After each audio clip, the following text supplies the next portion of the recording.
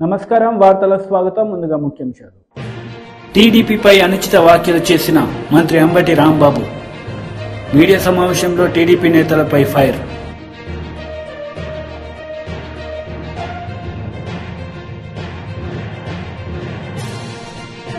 మంత్రి సీతక్క మీడియా సమావేశం పలు అంశాలపై వివరణ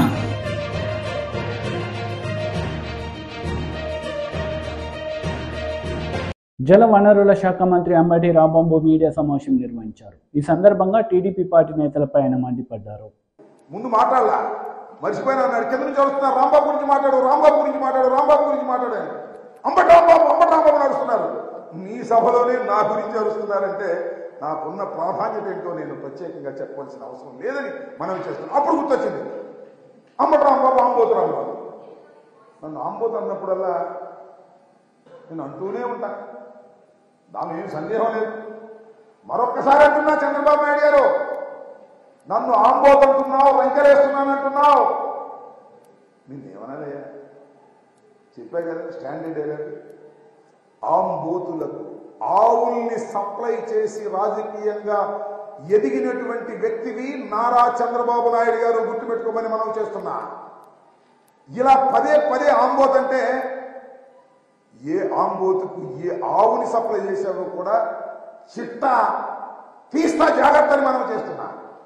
అది కూడా చేసి అడ్రస్తో సహా చెప్తే నువ్వు మళ్ళీ ఏడవలసి వస్తుందయ్యా చంద్రబాబు నాయుడు గారు. మాట్లాడేటప్పుడు కాస్త నాలికను కంట్రోల్ చేసుకుని మాట్లాడు. అనుభవం ఉన్నటువంటి వ్యక్తివి కదా, 40 సంవత్సరాల రాజకీయ జీవితాన్ని ఉంది నీకు. 14 సంవత్సరాలు ముఖ్యమంత్రిగా ఉన్నావు. నా గురించి మాట్లాడేటప్పుడు మైండ్ యువర్ కంట్రోల్, మైండ్ పెట్టుకుని మాట్లాడాల్సినటువంటి అవసరం ఉంటుంది. ఆంబోతు వెంకటేశ్వర వెంకటేశ్వర ఆపేస్తాడు. ఆపి దమ్ముంటే చూస్తాను నేను. నీ దగ్గర దమ్ముంటే ఆపని అడుగుతా ఉన్నా. You are a cheater. 420 మోసగాడిని. రాష్ట్ర ప్రజల్ని మోసం చేశావు, ఎన్టీ రామారావుని మోసం చేశావు, తెలుగుదేశాన్ని మోసం చేశావు, నీ బంధువుల్ని కూడా మోసం చేసినటువంటి 420 వ్యక్తిని నువ్వు ఇవాళ నువ్వు మాట నీ నూకలు చెల్లే రాజకీయంగా. ఇంకా ఈ రాష్ట్రంలో నీకు భవిష్యత్తు లేదు, నీ పార్టీకి భవిష్యత్తు లేదు. అందువల్ల పెద్ద నేను కాదు వెంకటేశ్వర, నేను ఇన్ని వెంకటేశ్వర శంకర్రావు అంటాడు. తమ్ముళ్ళు శంకర్రావు ఇసుక కాజేస్తున్నాడు, శంకర్రావు ఇసుక కాజేస్తున్నాడా? ఏం పోయేగానే వచ్చిందని నాకు అర్థం కాలేదు. ఇలాంటి తప్పుడు ఆరోపణ చేసేటటువంటి కార్యక్రమాన్ని టీడీపీ నేతలు మీడియా సమావేశం నిర్వహించారు. ఈ సందర్భంగా పలు అంశాలపై వారు మాట్లాడారు. రెడ్డి గారు సుమారుగా 100 సంక్షేమ కార్యక్రమాలు అమలు చేసి బీసీలకు ప్రత్యేకంగా ఒక 30 సంక్షేమ కార్యక్రమాలు అమలు చేసిన ఘనత శ్రీ చంద్రబాబు నాయుడు గారిది. ఈ 5 సంవత్సరాల కాలం చూసినట్టయితే ఈ 30 సంక్షేమ కార్యక్రమాలు కూడా బీసీలకు సంబంధించి, అది విదేశీ విద్య కావచ్చు, లేకపోతే స్టడీ సర్కిల్స్ కావచ్చు, ఆదరణ పథకం కావచ్చు, ఒక రుణ సౌకర్యం కావచ్చు, పెళ్లి కానుక కావచ్చు, అనేక పథకాలు రద్దు చేసిన పార్టీ ఈ వైఎస్ఆర్సీపీ పార్టీ.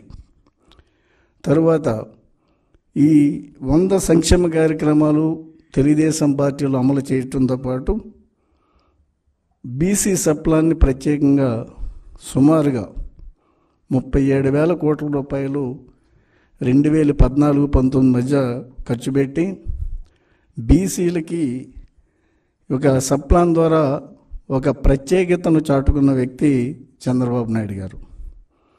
ఇక రెండో విషయానికి వచ్చినట్టయితే, ఏదైతే బీసీలకి స్థానిక సంస్థల్లో రిజర్వేషన్స్ స్వర్గీయ నందమూరి తారక రామారావు గారు ఒక 20% కల్పించారో, ఆ 20% ఉన్న స్థానిక సంస్థల్లో ఉన్న బీసీలకు ఉన్న రిజర్వేషన్స్ 34% పెంచిన ఘనత శ్రీ చంద్రబాబు నాయుడు గారిది.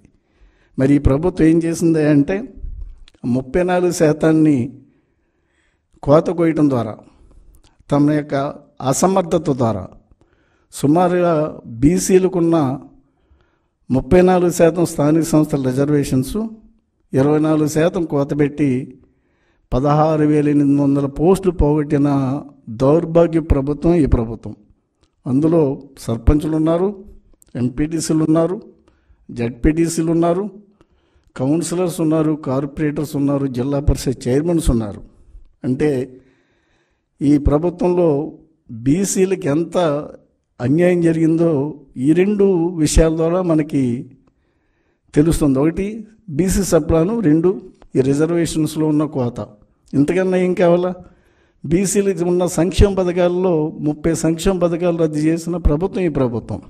ఇక ఈ ప్రభుత్వం చేసింది ఏంటయ్యా అంటే 56 కార్పొరేషన్స్ ఒక ఏర్పాటు చేసి వాళ్ళని కార్పొరేషన్ చైర్మన్స్కి ఒక విధులు నిధులు కూడా లేకుండా వచ్చ విగ్రహాలుగా మార్చిన ఘనత ఈ ప్రభుత్వాన్ని.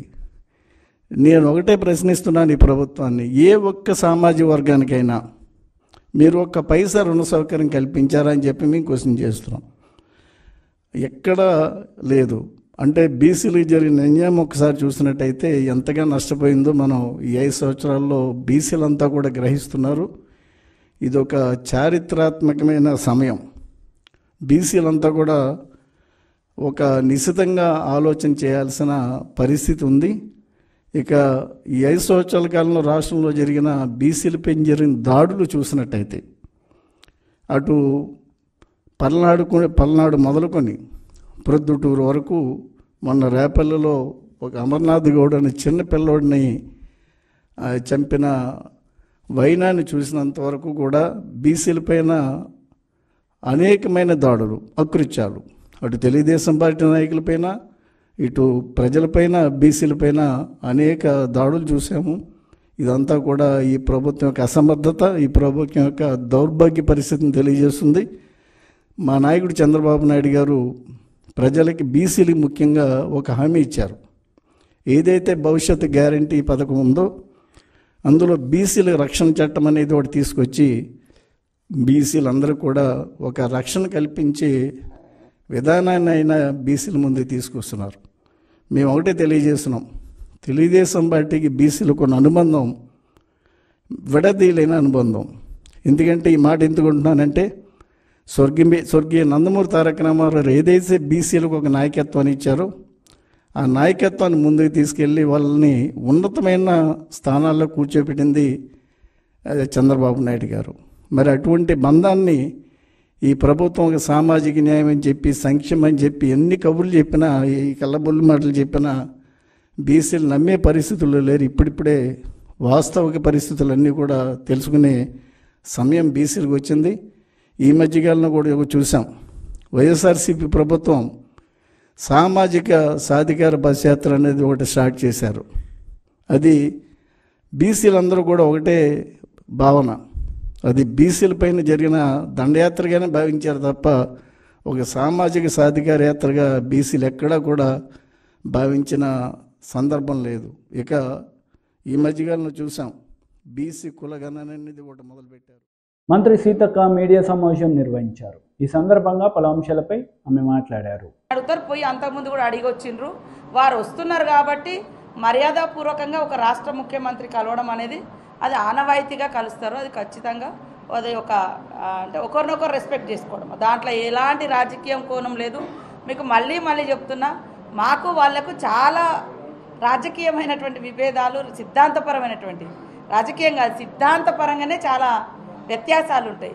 కాబట్టి ఆయన పీఎంగా మేము వారిని గౌరవిస్తాము. మన రాష్ట్రానికి వచ్చినప్పుడు రాష్ట్రానికి రావాల్సినటువంటి వాటాను ఖచ్చితంగా వినతి రూపంలో విన్నపం చేస్తాం. రానప్పుడు ఖచ్చితంగా పోరాటంలో కూడా ప్రతిపక్షం, కేంద్రంలో మేము ప్రతిపక్షంలో ఉన్నప్పుడు ప్రతిపక్షంలో లాగా కూడా మేము పోరాటం చేసి సాధించుకుంటాము. కాబట్టి దీన్ని రాష్ట్ర ప్రయోజనాలను ఇది రాజకీయ ప్రయోజనాలతోటి ముడిపెట్టకూడదు. మాకు రాష్ట్ర ప్రయోజనాలే ముఖ్యం, రాజకీయ ప్రయోజనాలు మాకు ఏమీ లేవు. అది కరాఖండిగా మేము చెప్తున్నాం.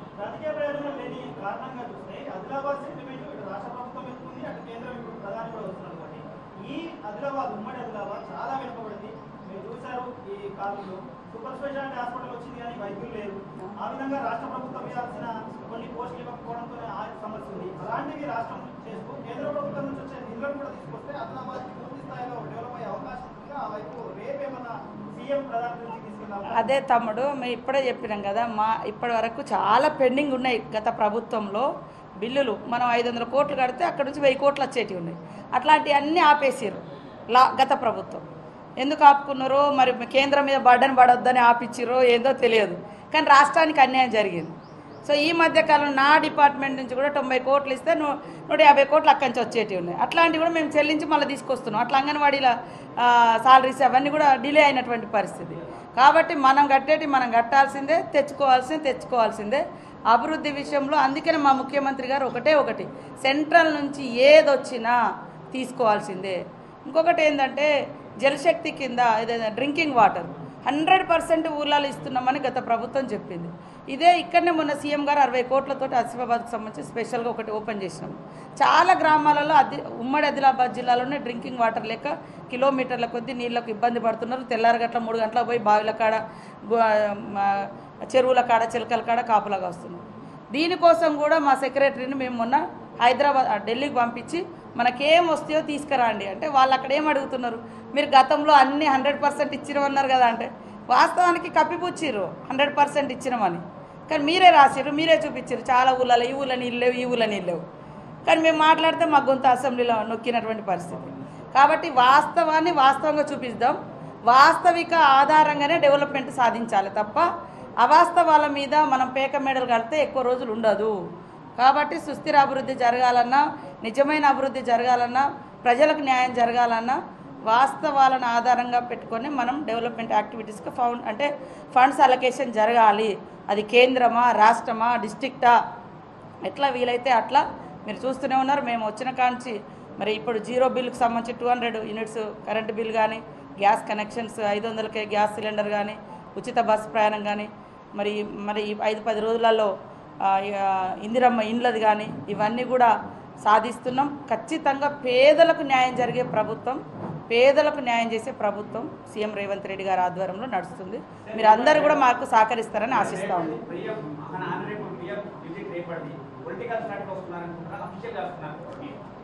వారు ఏ స్టంట్లోనే రాని మా కాడ ఒక 6,000 కోట్ల రూపాయల ఓపెనింగ్స్ ఉన్నాయి. అదైతే అధికారిక కార్యక్రమము, అంతవరకు మేము ఉంటాము.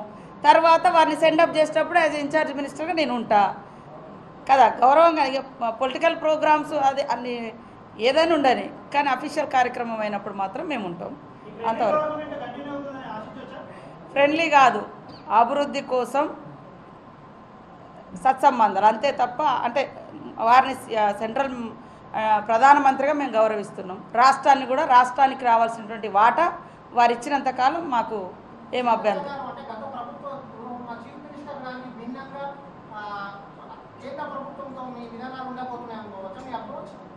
మా అప్రోచ్ ఏం లేదు. మా అప్రోచ్ అంతా రాష్ట్ర ప్రయోజనాలు, కేంద్రం నుంచి రాష్ట్రానికి ఏం రావాలో అవి తీసుకొచ్చుకోవాలి. మేము కేంద్రానికి మనం ఏం కట్టాలో అవి కట్టాలి, అంతే. ఇంకా అట్లా వేరే ఏ సంబంధాలు లేవు. మీకు 100% చెప్తున్నాం. వాళ్ళ సిద్ధాంతం వేరు, మా సిద్ధాంతం వేరు, సిద్ధాంతాలే వేరు. ఇంకా రాజకీయ పార్టీలు వేరు. మాది ఎప్పుడైనా చరిత్ర కాదు. దేశంలో మేము వాళ్ళే కదా, పోటాపోటీ మధ్య ఉంది. కాబట్టి అది ఎట్టి పరిస్థితుల్లో అట్లాంటిది ఉండదు. దయచేసి కేవలం మొదటిసారి వారు మా సీఎం మన గవర్నమెంట్ వచ్చిన తర్వాత వస్తున్నారు. అది అధికారిక ఫౌండేషన్స్ ఉన్నాయి కాబట్టి సీఎం గారు వస్తున్నారు. నేను ఇన్ఛార్జ్ మినిస్టర్గా నా బాధ్యత కాబట్టి నేను చేస్తున్నాను.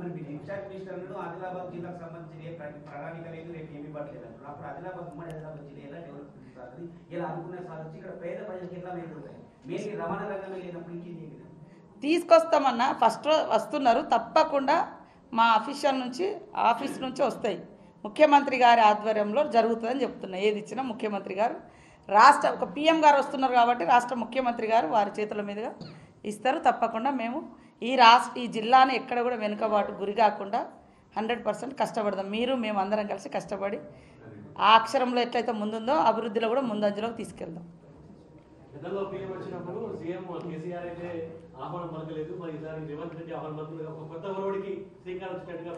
ఏదైనా అనుకోండి, ఇప్పుడు గవర్నర్ గారికి కూడా వారు కనీసం ఆహ్వానం పలకలే, గవర్నర్ ప్రోటోకాల్ కూడా పాటించలే, మేము పాటించినాం. అది ఎవరికి ఇచ్చే గౌరవం వాళ్ళకి ఇవ్వడమే, అంతే తప్ప రాజకీయాలు వేరు, అభివృద్ధి వేరు, గౌరవ మర్యాదలు వేరు. మీకు తెలియదు కాదు. గౌరవం అంతే, రెస్పెక్ట్ ఇస్తున్నాము. అది రెస్పెక్ట్ కూడా రాష్ట్ర ప్రయోజనాలను దృష్టిలో పెట్టుకొని, అదేవిధంగా రాజ్యాంగబద్ధంగా వారికి ఉండే గౌరవాన్ని దృష్టిలో పెట్టుకొని వారికి ఇచ్చే గౌరవాన్ని వారికి ఇస్తాం.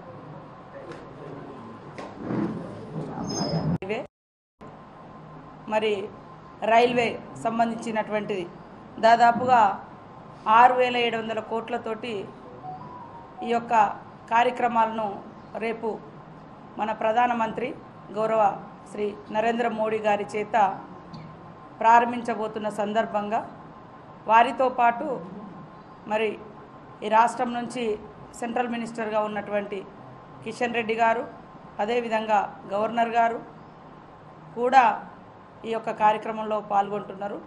వారు వస్తున్న సందర్భంగా దాదాపుగా 8 హెలిప్యాడ్స్ ఏర్పాటు చేసి శంకుస్థాపనకు సంబంధించినటువంటి అధికారిక కార్యక్రమాలను కూడా వెనువెంటనే జిల్లా కలెక్టర్ గారు, ఎస్పీ గారు, R&B డిపార్ట్మెంటు, వివిధ శాఖల అధికారులు, అదేవిధంగా ఈ యొక్క కార్యక్రమంలో భాగంగా మరి మహబాద్ ఎస్పీ గారు, అదేవిధంగా అడిషనల్ అండర్ ట్రైనింగ్ ఆఫీసరు వీరందరూ బీజేపీ ఏపీ రాష్ట్ర అధ్యక్షురాలు దగ్గుపాటి పురంధేశ్వరి మీడియా సమావేశం నిర్వహించారు. ఈ సందర్భంగా పలు అంశాలపై ఆమె మాట్లాడారు. అయితే నాయకులు వస్తున్నారు అనేటువంటి డేట్ మాకు తెలియజేస్తారు.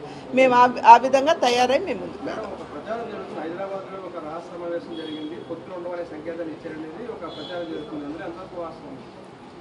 నిన్న ఇవాళ ఇక్కడ జరిగింది కదండి. ఇక్కడ ఈ సమావేశం 2 రోజులు జరిగిన తర్వాత ఈ హైదరాబాద్లో జరిగింది అని చెప్పడం ఎంతవరకు కరెక్టు? అసలు జరిగిందో లేదో మీరు ఊహించుకుంటున్నారు కానీ మా వాళ్ళు ఎవరు చెప్పలేదు కదా, మా పార్టీ కానీ నాయకులు ఎవరు చెప్పలేదు కదా. ప్రచారం అని మీరే అంటున్నారుగా. సో దానికి సమాధానం ఇవ్వాల్సినటువంటి అవసరం ఉంది. నిన్న ఇవాళ జరిగినటువంటిది చాలా మేజర్ మీటింగ్ మాకు. నమస్కారం. అన్నట్లుగా ప్రజాస్వామికంగా నిర్ణయాలు తీసుకోబడతాయి భారతీయ జనతా పార్టీలో. దానికి ఉదాహరణ ఏమిటంటే మేనిఫెస్టో కమిటీ ఏదైతే ఉందో వారిని కూడా అన్ని రంగాల వారిని, వర్గాల వారిని కలవడం, వారి దగ్గర నుండి ఫీడ్బ్యాక్ తీసుకోవడం, ఏ రకంగా ఏ విషయాన్ని మనం మేనిఫెస్టోలో పొందుపరచాలి, ఏది పొందుపరిస్తే ప్రజలకి మనం న్యాయం చేసిన వాళ్ళం అవుతాం అనేటువంటి విషయం మీద దృష్టి సారిస్తూ వారిని రాష్ట్రంలో వెళ్ళమంటే నరేంద్ర మోడీ గారు అదేవిధంగా నడ్డా గారు తీసుకున్నటువంటి నిర్ణయం ఏంటంటే సంపర్క్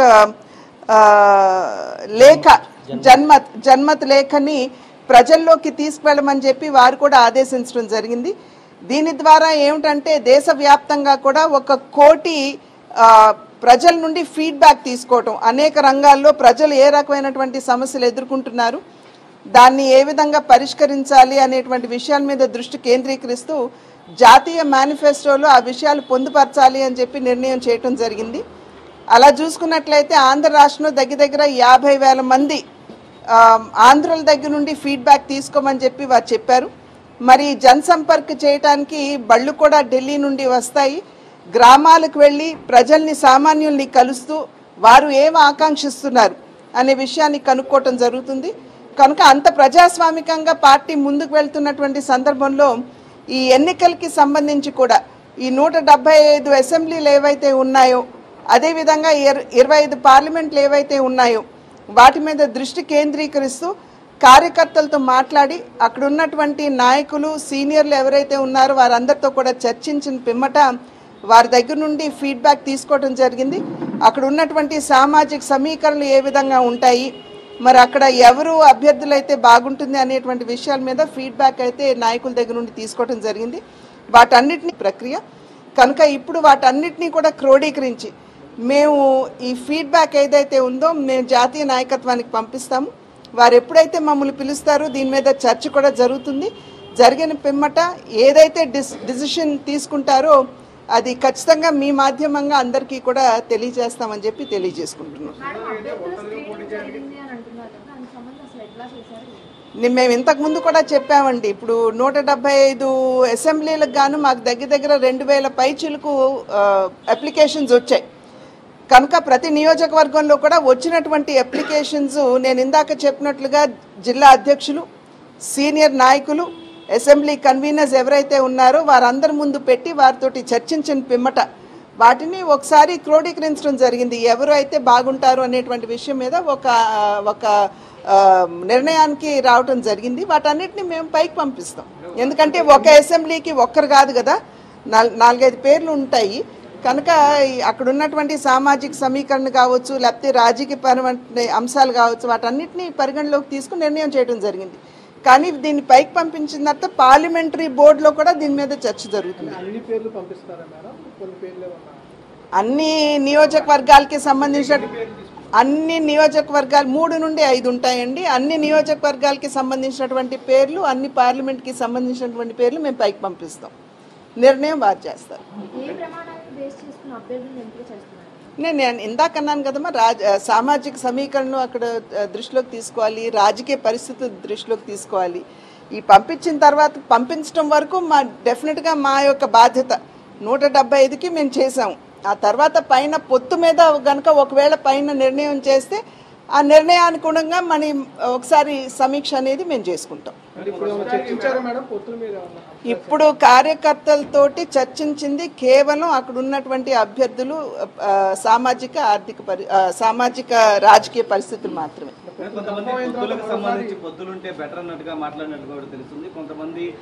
ఇక్కడ పొత్తుల గురించి 2 రోజుల్లో కార్యకర్తలతోటి అస్సలు చర్చ జరగలేదు. కేవలం మాకు వచ్చినటువంటి అప్లికేషన్స్ ఏవైతే ఉన్నాయో అవి ఈ జిల్లా వారీగా అక్కడ ఉన్నటువంటి నాయకుల ముందు పెట్టి దాని మీద మాత్రమే చర్చ జరిగింది. ఇందాక అన్నట్లుగా పొత్తు మీద నిర్ణయం పైన తీసుకుంటారు. మా బాధ్యత మేము అన్నీ కూడా ఇక్కడ క్రోడీకరించి పైకి పంపించిన తర్వాత వారు ఒకవేళ పొత్తు మీద నిర్ణయం తీసుకుంటే మాకు తెలియజేస్తారు. దానికి అనుగుణంగా మళ్ళీ ఒకసారి సమీక్ష జరుగుతుంది. మేము 175 అసెంబ్లీలకు సంబంధించి 25 పార్లమెంట్లకు సంబంధించినటువంటి పేర్లు మేము ఇవాళ సమీక్ష అయిపోయింది కాబట్టి రేపు ఎల్లుండిలో మేము పంపిస్తాం. ఆల్రెడీ రాజ్నాథ్ సింగ్ గారు వచ్చారు కదండి. రాజ్నాథ్ సింగ్ గారు వచ్చారు. ఏలూరులో కేవలం కార్యకర్తలతోటే ఒక బ్రహ్మాండమైనటువంటి మీటింగ్ కూడా మేము నిర్వహించుకోవడం జరిగింది. ఎప్పటికప్పుడు మాకు పైనుండి సూచనలు వస్తాయి. ఎప్పుడైతే నాయకులు వస్తున్నారు అనేటువంటి డేట్ మాకు తెలియజేస్తారు. మేము ఆ విధంగా తయారై మేము ముందుకు వెళ్తాం.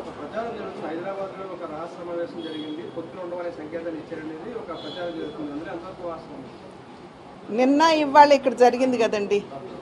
ఇక్కడ ఈ సమావేశం 2 రోజులు జరిగిన తర్వాత ఈ హైదరాబాద్లో జరిగింది అని చెప్పడం ఎంతవరకు కరెక్టు? అసలు జరిగిందో లేదో మీరు ఊహించుకుంటున్నారు కానీ మా వాళ్ళు ఎవరు చెప్పలేదు కదా, మా పార్టీ కానీ నాయకులు ఎవరు చెప్పలేదు కదా. ప్రచారం అని మీరే అంటున్నారుగా. సో దానికి సమాధానం ఇవ్వాల్సినటువంటి అవసరం ఉంది. నిన్న ఇవాళ జరిగినటువంటిది చాలా మేజర్ మీటింగ్ మాకు. నమస్కారం. అయితే ఇందాక అన్నట్లుగా ప్రజాస్వామికంగా నిర్ణయాలు తీసుకోబడతాయి భారతీయ జనతా పార్టీలో. దానికి ఉదాహరణ ఏమిటంటే మేనిఫెస్టో కమిటీ ఏదైతే ఉందో వారిని కూడా అన్ని రంగాల వారిని, వర్గాల వారిని కలవడం, వారి దగ్గర నుండి ఫీడ్బ్యాక్ తీసుకోవడం, ఏ రకంగా ఏ విషయాన్ని మనం మేనిఫెస్టోలో పొందుపరచాలి, ఏది పొందుపరిస్తే. మాజీ మంత్రి దేవినేని ఉమామహేశ్వరరావు మీడియా సమావేశం నిర్వహించారు. ఈ సందర్భంగా సీఎం జగన్ రెడ్డిపై మండిపడ్డారు. ఇప్పుడు చెప్పావా? బొగ్గలు నిమిరేటప్పుడు చెప్పావా? దుర్మార్గంగా మొన్న వైజాగ్లో 13 ప్రభుత్వ ఆస్తులు, భవనాలు, కాలేజీలు తాకట్టు పెట్టి 25,000 కోట్ల అప్పు తెచ్చావు. మద్యం పాపం సామాన్య ప్రజలు కాయ కష్టం చేసుకొని ఏదో సాయంత్రం పూట ఒక సీసా తాగే ప్రజల ఆరోగ్యాన్ని దెబ్బతీసి కొన్ని వేల మంది మహిళల తాలిబొట్లు తెంపి నాసిరకం మద్యం ప్రభుత్వ సీసాలో పోసి 1000 కోట్లు దోచుకుంటున్నావంటే జగన్ రెడ్డి నీకన్నా దుర్మార్గుడు ఈ భూప్రపంచం మీద ఉన్నాడా? ఏం చేసుకుంటావు ఈ ఆస్తులు, ఈ కోట్లు, ఈ దోపిడీ? ఇన్ని వేల మంది ప్రాణాలు పోతా ఉంటే ఈ నాసిరకం మద్యం మీద 48,000 కోట్ల అప్పు తెచ్చావు. మద్యం తాగే వాళ్ళ మీద కూడా తాకట్టు పెట్టేశావు. వాళ్ళను కూడా తాకట్టు పెట్టి 48,000 కోట్ల అప్పు తెచ్చావు. ఆర్ఎన్బి ఆస్తులన్నీ తాకట్టు పెట్టావు. భవనాలేంటి, స్థలాలేంటి, 7,000 కోట్ల అప్పు తెచ్చావు. ఎక్కడన్నా ఒక్క రోడ్డు బాగుందా? ఒక్క పంచాయతీరాజ్ రోడ్డు బాగుందా? ఒక్క ఆర్ఎన్బి రోడ్డు బాగుందా? ఒక్క డొంక రోడ్డు బాగుందా? ఎన్ని వేల మంది హాస్పిటల్ పాలవుతున్నారు, ఎన్ని వందల మంది చనిపోతున్నారు. ఏమన్నా మానవత్వం ఉందా? ఏమన్నా సిగ్గుందా మీకు? ఏమన్నా బాధ్యత ఉందా మీకు? ఏ రోజన్నా తాడేపల్లి కొంపలోంచి బయటకు వచ్చి రోడ్లు చూసావా, దుస్తులు చూసావా? ఒకసారి ఆర్ఎన్బి రోడ్ల మీద ప్రయాణం చేయి, ఒక్కసారి పంచాయతీరాజ్ రోడ్ల మీద ప్రయాణం చేయి, మీ ప్రభుత్వం బతికేంటో తెలుస్తుంది. చివరికి చెత్త మీద కూడా పన్నేసావు. చెత్త ప్రభుత్వం అనేది. చెత్త మీద పన్నేసి దాని మీద కూడా వేల కోట్లు సంపాదిస్తూ ఉన్నావు. చెత్త మీద పన్నేసేవాడిని చెత్త ప్రభుత్వం కాక, చెత్త పనులు చేసేవాడు కాక ఇంకెవరి దుర్మార్గానికి పాల్పడతారు ఈ దేశంలో? ఈ రాష్ట్రంలోనే ఈ దుర్మార్గాలు జరుగుతున్నాయి. ఏ రాష్ట్రంలో కూడా చెత్త పన్నులు వేసి వేల కోట్లు దోపిడీ చేయట్లా. ఇష్టారాజ్యంగా నిత్యావసర వస్తువులు ధరలు పెరిగిపోయాయి. ప్రభుత్వానికి కంట్రోల్ లేదు. నువ్వు కూడా దళారులతో కుమ్మక్కయ్యారు. మీ కమిషన్ల కక్కుర్తితో నువ్వు పెంచిన భారాలు 9 సార్లు విద్యుత్ ఛార్జీలు పెంచావు. 200 వచ్చేది 1000 రూపాయలు వస్తూ ఉంది. 3 సార్లు బస్ ఛార్జీలు పెంచావు. దగ్గర ఒక్కొక్క పేద కుటుంబం మీద, మధ్యతరగతి కుటుంబం మీద 8 లక్షల రూపాయలు భారం పడతా ఉంటే కళ్ళు తెరువు జగన్ రెడ్డి. ఆదివారం నాడు కొంపలో ఉంటావనే ప్రెస్ మీట్ పెట్టి మాట్లాడుతా ఉన్నా. టీవీలు పగలగొడతావు, నీ చెంచాలతో తిట్టిస్తావు. ఈ వాస్తవాలు దేనికి సిద్ధం? రాష్ట్ర సచివాలయాలను తాకట్టు పెట్టడానికి సిద్ధమయ్యావా? ఇవాళ మొత్తం తాకట్టు పెట్టి 370 కోట్లు తీసుకొచ్చావు. ముందు ఐసిఐసిఐ బ్యాంక్ వెళ్తే వాళ్ళు చీపో అన్నారు, కుదరదన్నారు. చివరికి హెచ్డిఎఫ్సిలో తాకట్టు పెట్టి రిజిస్ట్రేషన్ చేసి 370 కోట్లు అప్పు తెచ్చావంటే ఇంతకన్నా దుర్మార్గం ఏమైనా ఉందా? అమరావతిలో ఇటుక పెట్టావా? తాత ముత్తాతల ఆస్తులు, తాత ముత్తాతలు ఇచ్చిన భూములు, 2 పంటలు 3 పంటలు పండే భూముల్ని సామాన్య పేద మధ్యతరగతి వర్గాలకు సంబంధించిన రైతాంగం 34,000 ఎకరాలు వాళ్ళ ఆస్తులన్నీ కూడా రాష్ట్ర ప్రజల కోసం, రాష్ట్ర రాజధాని కోసం, ప్రజా రాజధాని కోసం, అమరావతి కోసం వాళ్ళు భూములు ఇస్తే మహానుభావుడు చంద్రబాబు నాయుడు గారు సెక్రటేరియట్ భవనాలు కట్టారు. వార్తలు ముగించే ముందు ముఖ్యాంశాలు మరోసారి. టీడీపీపై అనుచిత వ్యాఖ్యలు చేసిన మంత్రి అంబటి రాంబాబు. మీడియా సమావేశంలో టీడీపీ నేతలపై ఫైర్.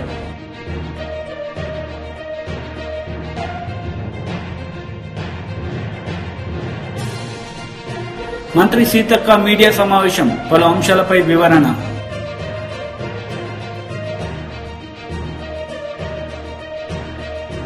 ఈ వార్తలు ఇంతటితో సమాప్తం. తిరిగి ప్రసారమయ్యే వార్తలు మళ్ళీ కలుద్దాం. అంతవరకు సెలవు. నమస్తే.